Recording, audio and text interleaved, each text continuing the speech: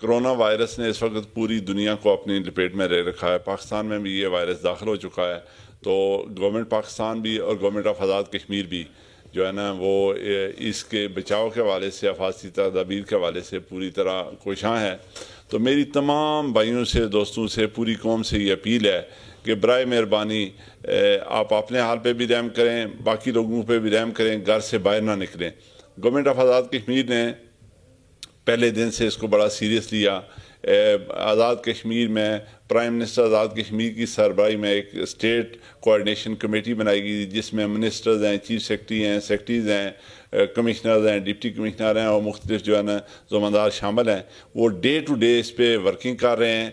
پہلے دن سے جو ہے نا وہ روز 8 بجے شام کو اس پہ میٹنگ ہوتی ہے کہ دن کو کیا صورت آ رہی. اللہ کا فضل ہے ابھی تک اللہ تعالیٰ نے کشمیر، آزاد کشمیر میں بچایا ہوا ہے. صرف ایک پیشنٹ ابھی تک ڈائیگنوز ہوا ہے.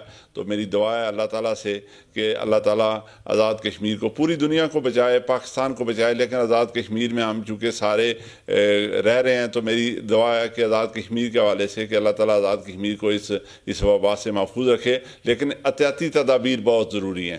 میں سب سے دوبارہ گزارش کرتا ہوں کہ وہ گھر سے باہر نہ نکلیں، اپنے گھروں میں رہیں، اور جو محکمہ صحت عامہ، حکومت، ورلڈ ہیلتھ آرگنائزیشن جو احتیاطی تدابیر بتا رہے ہیں اس پہ عمل کریں.